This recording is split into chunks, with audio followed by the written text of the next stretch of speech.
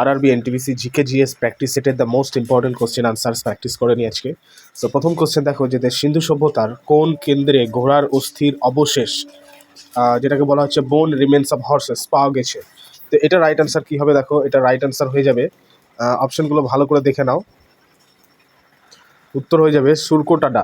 সুরকোটাডা হবে right answer.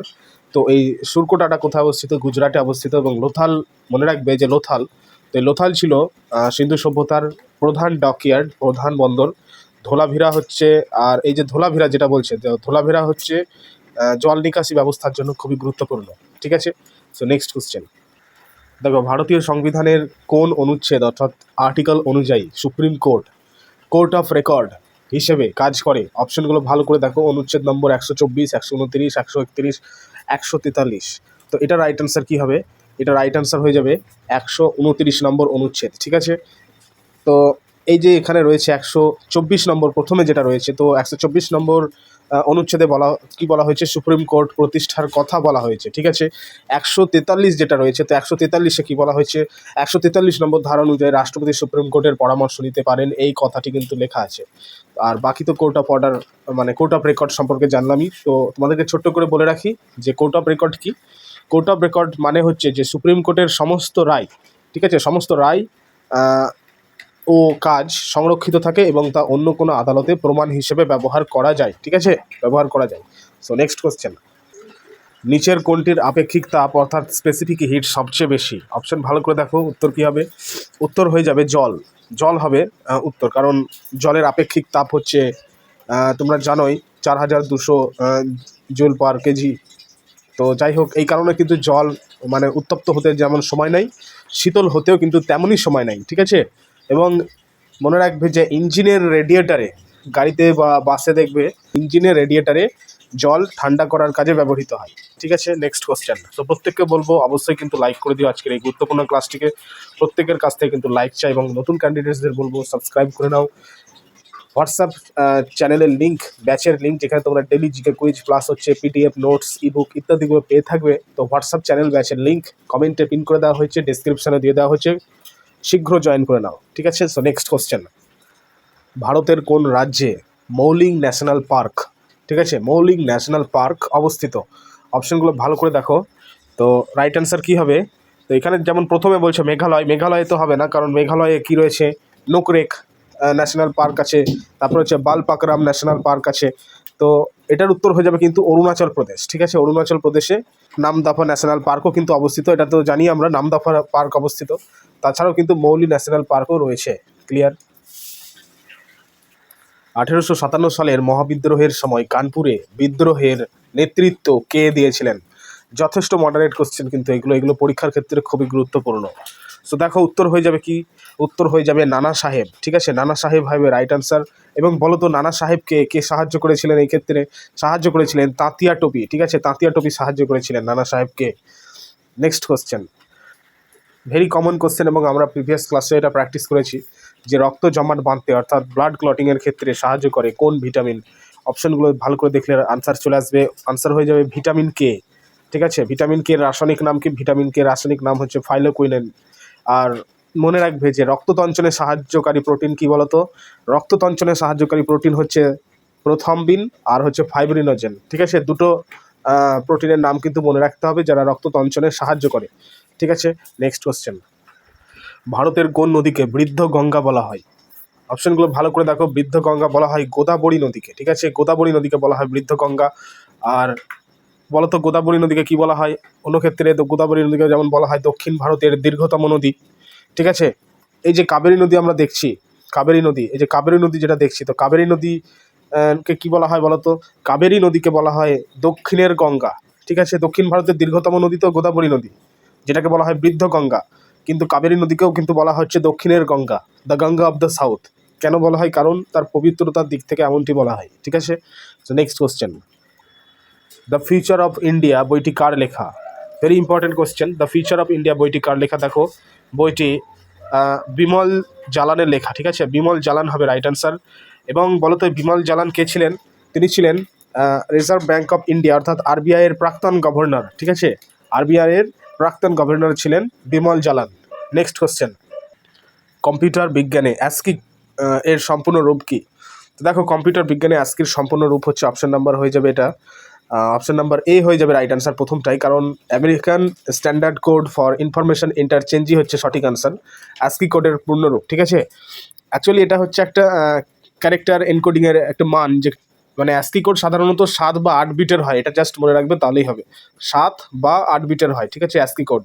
Next question দেখো, আধুনিক পর্যায় সারণীর অর্থাৎ মডার্ন পিরিয়ডিক টেবল 18 নম্বর শ্রেণীতে, আচ্ছা তোমরা বলো তো যে মডার্ন পিরিয়ডিক টেবিলের জনক কাকে বলা হয়? তোমরা কমেন্টে রাইট আনসার করো, এটা কমেন্টে টাস্ক থাকলো। ঠিক আছে, তো দেখো যে আধুনিক পর্যায় সারণীতে যেটা বলা হচ্ছে যে 18 নম্বর মৌলগুলোকে কি বলা হয়? দেখো 18 নম্বর মৌলগুলোকে বলা হয়, ভালো করে অপশন দেখো, উত্তর কি হয়ে যাবে? উত্তর হয়ে যাবে নিষ্ক্রিয় গ্যাস বলা হয়। ঠিক আছে, নিষ্ক্রিয় গ্যাস, যেটাকে বলা হচ্ছে আর কি নোবেল গ্যাস বলা হচ্ছে, নোবেল গ্যাস। ঠিক আছে, তো যেমন হচ্ছে হিলিয়াম, নিয়ন, আর্গন, রেডন, জেনন, ক্রিপ্টন, তো এগুলো হচ্ছে সবগুলো নিষ্ক্রিয় গ্যাস অর্থাৎ নোবেল গ্যাস। আর 17 নম্বরে কি থাকে? এগুলো তো 18 নম্বরে থাকে, আমরা জানলাম 18 নম্বর শ্রেণীতে থাকে, তো 17 নম্বর শ্রেণীতে থাকে হ্যালোজেন মৌলগুলো। ঠিক আছে, যাই হোক, নেক্সট কোশ্চেন, অজন্তা গুহা চিত্রগুলি কোন রাজবংশের সময়কালে তৈরি হয়েছিল? অপশনগুলো ভালো করে দেখো, অজন্তা গুহাগুলি তৈরি হয়েছিল দেখো গুপ্ত রাজবংশের সময়কালে। ঠিক আছে, গুপ্ত রাজবংশের সময়কালে। তো বলো তো অজন্তা গুহাগুলো কোথায় অবস্থিত? এগুলো কিন্তু সবই মহারাষ্ট্রে অবস্থিত। ঠিক আছে, এবং এইগুলো প্রধানত বৌদ্ধ ধর্মের জাতকের গল্পের উপর ভিত্তি করে তৈরি করা। ঠিক আছে, সো নেক্সট কোশ্চেন, সূর্যের শক্তি উৎপাদনের প্রধান প্রক্রিয়াটি কি? এটার উত্তর হয়ে যাবে, দেখো এটার উত্তর হবে অপশন নাম্বার বি, অর্থাৎ নিউক্লিয় সংযোজন, যেটাকে বলা হচ্ছে নিউক্লিয়ার ফিশন। ঠিক আছে, এবং এখানে 4টি হাইড্রোজেন নিউক্লিয়াস মিলে একটি হিলিয়াম নিউক্লিয়াস তৈরি করে প্রচুর শক্তি নির্গত করে এক্ষেত্রে, এটি মনে রাখবে। নেক্সট কোশ্চেন, নিম্নের কোনটি ভারতের একটি প্রত্যক্ষ কর অর্থাৎ ডিরেক্ট ট্যাক্স? ঠিক আছে, ডিরেক্ট ট্যাক্স, তো এটার উত্তর কি হবে? কর্পোরেশন ট্যাক্স হয়ে যাবে এটা রাইট অ্যান্সার। কর্পোরেশন ট্যাক্স হচ্ছে ডিরেক্ট ট্যাক্স। তাছাড়াও কর্পোরেশন ট্যাক্স ছাড়াও কিন্তু ইনকাম ট্যাক্স অর্থাৎ আইটি ইনকাম ট্যাক্সও কিন্তু প্রত্যক্ষ কর, ডিরেক্ট ট্যাক্স। তাহলে পরোক্ষ কর কি? পরোক্ষ কর হচ্ছে জিএসটি ট্যাক্স। ঠিক আছে, জিএসটি যে প্রথম অপশনে রয়েছে GST, goods and service tax হচ্ছে ইনডিরেক্ট ট্যাক্স বা পরোক্ষ ট্যাক্স। ঠিক আছে, নেক্সট কোশ্চেন, অলিম্পিক পতাকায় থাকা 5টি বৃত্ত কিসের প্রতীক? অপশনগুলো ভালো করে দেখো, উত্তর হয়ে যাবে এটার অপশন নাম্বার বি, অর্থাৎ 5টি মহাদেশের প্রতীক। ঠিক আছে, যেটা প্রথমে নীল, দেখবে নীল আছে, হলুদ আছে, কালো আছে, সবুজ আছে, লাল আছে। তো যেটা ব্লু কালারে যেটা নীল, সেটা হচ্ছে ইউরোপ মহাদেশের প্রতীক। ঠিক আছে, যেটা ইয়েলো কালারের আছে অর্থাৎ হলুদ, সেটি হচ্ছে এশিয়া মহাদেশের প্রতীক। যেটা ব্ল্যাক কালারের আছে সেটা হচ্ছে আফ্রিকা মহাদেশের প্রতীক। ঠিক আছে, রিপ্রেজেন্ট করছে আফ্রিকা মহাদেশকে। যেটা গ্রিন কালারের আছে সেটা হচ্ছে অস্ট্রেলিয়াকে রিপ্রেজেন্ট করছে, আর যেটা রেড কালারের আছে সেটা আমেরিকাকে রিপ্রেজেন্ট করছে। তো সবগুলো কিন্তু বলে দেওয়া হলো। ঠিক আছে, নেক্সট কোশ্চেন দেখো, গান্ধী আরউইন চুক্তি কত সালে স্বাক্ষরিত হয়? উত্তর কি হবে? উত্তর হবে 1931 সালে স্বাক্ষরিত হয়, 5ই মার্চ। ঠিক আছে, 5 মার্চ, 5ই মার্চ গান্ধী আরউইন চুক্তি স্বাক্ষরিত হয়েছিল 1931 সালে, এবং এই চুক্তির ফলে গান্ধীজি দ্বিতীয় গোলটেবিল বৈঠকে যোগ দিতে রাজি হন এবং আইন অমান্য আন্দোলন কিন্তু স্থগিত করেছিলেন। ঠিক আছে, স্থগিত করেছিলেন। নেক্সট কোশ্চেন, মানুষের কানে কয়টি হাড় থাকে? আমরা প্রত্যেকেই জানি মানুষের কানে টোটাল 6টি হাড় থাকে, 3টে ডান দিকে, 3টে বাম দিকে। তো প্রতি কানে 3টে করে থাকে, এবং মনে রাখবে যদি পরীক্ষায় দিয়ে দেয় যে মানবদেহের ক্ষুদ্রতম, দ্য স্মলেস্ট বোন, মানে ক্ষুদ্রতম হাড়ের নাম কি, তখন হয়ে যাবে কিন্তু স্টেপিস। ঠিক আছে, স্টেপিস হাড়। আর স্টেপিস ছাড়াও কিন্তু আরও বাকি দুটো যে হাড়, সেটার নাম হচ্ছে ম্যালিয়াস ইনকাস। যদি সবগুলোকে একসঙ্গে বলা হয় ইনকাস, ম্যালিয়াস, স্টেপিস, এই 3টে হাড় কিন্তু মানুষের কানের ক্ষুদ্রতম হাড়, এবং 3টে করে টোটাল 6টি রয়েছে। ঠিক আছে, নেক্সট কোশ্চেন, কোন যন্ত্রের সাহায্যে বায়ুর আর্দ্রতা অর্থাৎ হিউমিডিটি মাপা হয়? কোন যন্ত্রের সাহায্যে? অপশনগুলো ভালো করে দেখো এবং রাইট অ্যান্সার করো। প্রত্যেককে বলবো অবশ্যই কিন্তু লাইক করে দিতে হবে আজকের এই গুরুত্বপূর্ণ ক্লাসটিকে, এবং শেয়ার করে দাও একবার বন্ধুদের কাছে। ঠিক আছে, হোয়াটসঅ্যাপ চ্যানেলের লিঙ্ক দিয়ে দেওয়া হয়েছে, কমেন্টের ডেসক্রিপশনে জয়েন করে নাও। সো দেখো, ব্যারোমিটার যেটা আছে, তো আচ্ছা যেটা এখনই বললাম সেটার উত্তর হয়ে যাবে কিন্তু হাইড্রোমিটার না, হাইগ্রোমিটার হবে রাইট অ্যান্সার। ঠিক আছে, হাইগ্রোমিটার। ঠিক আছে, বায়ুর আর্দ্রতা মাপা হয় হাইগ্রোমিটারে। আচ্ছা, ব্যারোমিটারের মাধ্যমে কি মাপা হয়? ব্যারোমিটারের মাধ্যমে বায়ুর চাপ মাপা হয়। ঠিক আছে, হাইড্রোমিটারের মাধ্যমে কিন্তু তরলের আপেক্ষিক ঘনত্ব মাপা হয়, এবং অ্যানিমোমিটারের মাধ্যমে বাতাসের গতিবেগ মাপা হয়। ঠিক আছে, সবগুলো কিন্তু কভার করা গেল। সো নেক্সট কোশ্চেন দেখো, ভারতের পরিকল্পনা মিশন প্ল্যানিং কমিশন কবে বিলুপ্ত করে নীতি আয়োগ গঠন করা হয়? আচ্ছা, নীতি আয়োগের বর্তমান যে চেয়ারম্যান তিনি হচ্ছেন প্রধানমন্ত্রী নরেন্দ্র মোদী। আর এই নীতি আয়োগটা অ্যাকচুয়ালি থিঙ্ক ট্যাঙ্ক হিসেবে কাজ করে, এটা মনে রাখবে। তো এটি বিলুপ্ত করা হয়েছিল কত সালে? সি নম্বর অপশান হয়ে যাবে এটা রাইট অ্যান্সার। দেখো ভালো করে, সি নম্বর অপশান হবে রাইট অ্যান্সার, 1 জানুয়ারি 2015 সালে। ঠিক আছে, দেখো কোন মৌলটিকে কুইক সিলভার বলা হয়? কুইক সিলভার বলা হয় কোন মৌলটিকে? অপশান ভালো করে দেখো, উত্তর হয়ে যাবে পারদকে বলা হচ্ছে কুইক সিলভার। দেখো পারদ হচ্ছে একমাত্র ধাতু বা অনলি ওয়ান মেটাল যেটা সাধারণ তাপমাত্রায় তরল অবস্থায় অর্থাৎ লিকুইড অবস্থায় থাকে কিন্তু। ঠিক আছে, আমরা প্রত্যেকে জানি। এবং এই পারদের সংকেত কি? Hg। ঠিক আছে, নেক্সট কোশ্চেন, প্রথম এশিয়ান গেমস কোথায় অনুষ্ঠিত হয়েছিল? উত্তর হয়ে যাবে কি? এটার উত্তর হয়ে যাবে নয়াদিল্লিতে প্রথম এশিয়ান গেমস অনুষ্ঠিত হয়েছিল। এবং সালটি কত ছিল? 1951, অর্থাৎ 1951 সালে। ঠিক আছে, 1951 সালে। নেক্সট কোশ্চেন, দেখো ভারতীয় সংবিধানের কত নম্বর অনুচ্ছেদ অনুযায়ী আর্থিক জরুরি অবস্থা, যেটা ফিনান্সিয়াল এমার্জেন্সি, এখনও পর্যন্ত কিন্তু ভারতে কোনো রকম ফিনান্সিয়াল এমার্জেন্সি ঘোষণা করা হয়নি। ঠিক আছে, এখনও পর্যন্ত কিন্তু আর্থিক জরুরি অবস্থা জারি করা হয়নি। তো যাই হোক, তো এই আর্থিক জরুরি অবস্থাটি ঘোষণা করা হয়, মানে করা হয়েছে কত নম্বর আর্টিকেল অনুযায়ী? এটার উত্তর হয়ে যাবে অপশান নাম্বার সি হয়ে যাবে এটা রাইট অ্যান্সার। ভালো করে অপশান দেখো, অর্থাৎ 360 নম্বর ধারা অনুসারে। ঠিক আছে, এই যে 352 নম্বর ধারা কি বলে বলো তো? 352 নম্বর অনুচ্ছেদ বলে জাতীয় জরুরি অবস্থা সম্পর্কে। 356 নম্বর ধারা বলে আমাদেরকে রাষ্ট্রপতি শাসনের কথা। 360 নম্বর তো আমরা এক্ষুনি পড়লাম আর্থিক জরুরি অবস্থা। ঠিক আছে, তো যাই হোক, প্রত্যেককে বলবো অবশ্যই কমেন্ট করে জানাবে কেমন লাগছে আজকের ক্লাসটি। তো নেক্সট কোশ্চেন, পৃথিবী পৃষ্ঠ থেকে কোনো বস্তুর মুক্তিবেগ, যেটাকে বলা হয় ইংরেজিতে এসকেপ ভেলোসিটি, তো সেটা কত? সেটার উত্তর দেখো হয়ে যাবে অপশান নাম্বার বি হয়ে যাবে রাইট অ্যান্সার, অর্থাৎ 11.2 kilometre per second. Next question, যে ব্রিটিশ ভারতের কোন viceroy Calcutta corporation act pass করেছিলেন? উত্তর হয়ে যাবে এটার অপশান নাম্বার সি, অর্থাৎ লর্ড কার্জন। ঠিক আছে, অপশান নাম্বার সি হয়ে যাবে রাইট অ্যান্সার, লর্ড কার্জন। এছাড়া মনে রাখবে যে লর্ড কার্জন 1905 সালে 1905 সালে বঙ্গভঙ্গ করেছিলেন। অন্যদিকে লর্ড রিপন, যে এখানে অপশন দেখতে পাচ্ছ লর্ড রিপন, তো লর্ড রিপন ভারতের স্বায়ত্তশাসনের জনক বলা হয় ওনাকে। ঠিক আছে, অর্থাৎ ভারতের স্বায়ত্তশাসনের জনক কাকে বলা হয়? লর্ড রিপনকে বলা হয়, এটা কিন্তু মনে রাখতে হবে। নেক্সট কোশ্চেন, পৃথিবীর বৃহত্তম নদী দ্বীপ রিভার আইল্যান্ড, যেটার নাম হচ্ছে মাজুলি দ্বীপ, তো এটি কোন নদীর উপর অবস্থিত? অপশন দেখো ভালো করে, উত্তর হবে এটি ব্রহ্মপুত্র নদীর উপর অবস্থিত।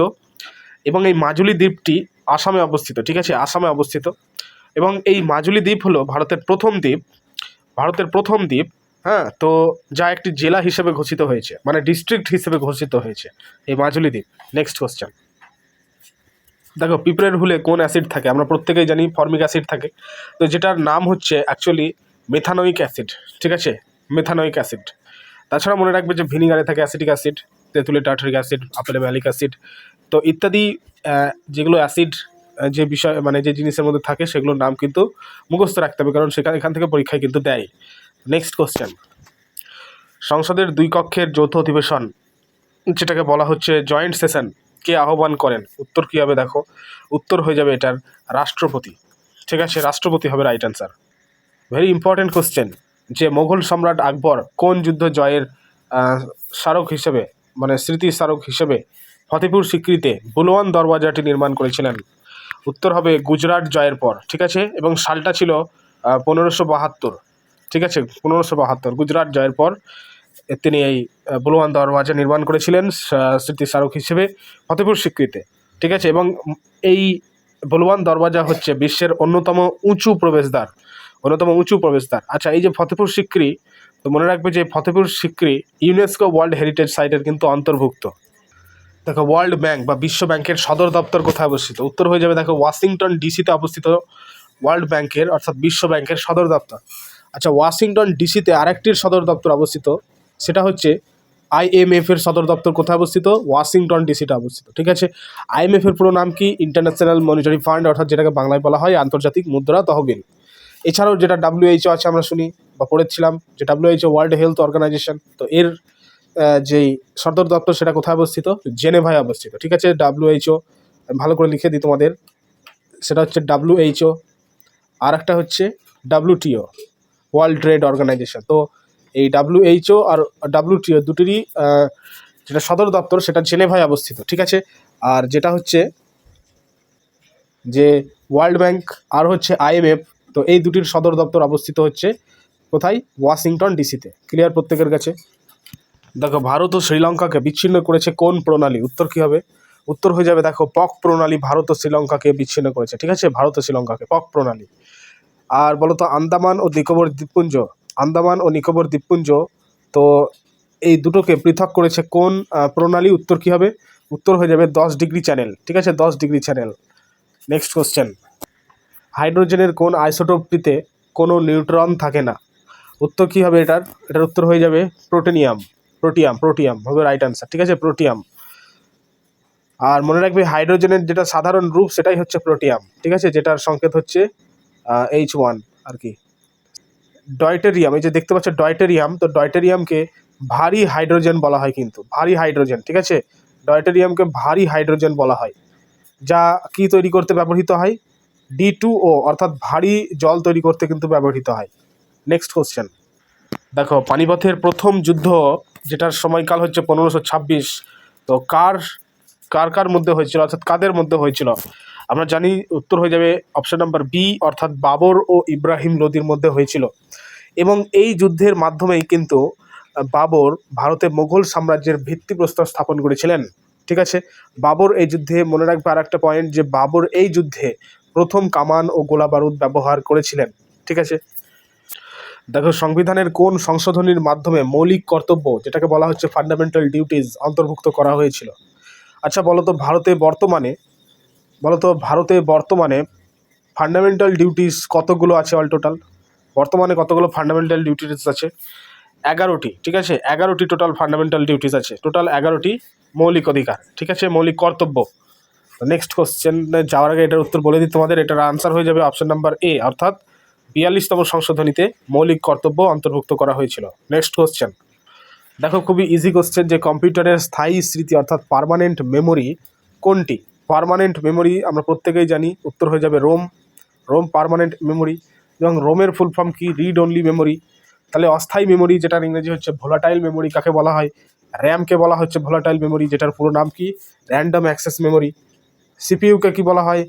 বলো তো, তোমরা নিজেরা বলো, কম্পিউটার প্রসেসর সিপিইউকে কি বলা হয়? ঠিক আছে, সিপিইউ এর পুরো নাম কি? Central processing unit.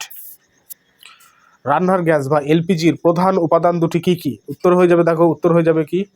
উত্তর হবে প্রোপেন ও বিউটেন হয়ে যাবে রাইট অ্যান্সার। ঠিক আছে, রান্নার গ্যাসে থাকে প্রোপেন এবং বিউটেন। আচ্ছা বলো তো, যদি গ্যাস লিক হয় তখন আমরা কিন্তু খুব তীব্র গন্ধ পাই একটা। ঠিক আছে, তো এটা কিসের কারণে হয়? কি মেশানো থাকে? তো এটার উত্তর হবে যে এই প্রোপেন বিউটেনের সঙ্গে ইথাইল মারক্যাপটান মেশানো থাকে। আমরা সেই জন্য গ্যাস লিক করলে যেন সহজে শনাক্ত করা যায়, সহজে চেনা যায়, তো এই ইথাইল মারক্যাপটান মেশানোর কারণেই কিন্তু আমরা তীব্র গন্ধটা পেয়ে থাকি এলপিজি। ঠিক আছে, এলপিজির পুরো নাম কি? Liquefied petroleum gas. And this is the last question, যে দক্ষিণ ভারতের সর্বোচ্চ শৃঙ্গ কোনটি? উত্তর কী হবে? আনাইমুদি হবে রাইট অ্যান্সার। দক্ষিণ ভারতের সর্বোচ্চ শৃঙ্গ হচ্ছে আনাইমুদি, এবং এই আনাইমুদি কেরালা রাজ্যে অবস্থিত। ঠিক আছে, কেরালা রাজ্যে অবস্থিত। এবং বলতো নীলগিরি পর্বতের সর্বোচ্চ শৃঙ্গের নাম কি? ঠিক আছে, নীলগিরি পর্বতের সর্বোচ্চ শৃঙ্গের নাম কি?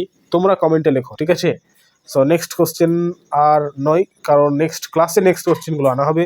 সো যাই হোক, প্রত্যেককে বলবো অবশ্যই কিন্তু লাইক করে দিও, শেয়ার করে দিও, এবং নতুন ক্যান্ডিডেটসদের বলবো সাবস্ক্রাইব করে নাও, হোয়াটসঅ্যাপ চ্যানেল ব্যাচ জয়েন করে নাও, লিঙ্ক কমেন্টে দিয়ে দেওয়া হয়েছে, ডিসক্রিপশনেও দিয়ে দেওয়া হয়েছে। ঠিক আছে, সো এই ক্লাসটির পার্ট 2 অবশ্যই আনা হচ্ছে আগামী দিনে। সো অবশ্যই কিন্তু সঙ্গে থাকো।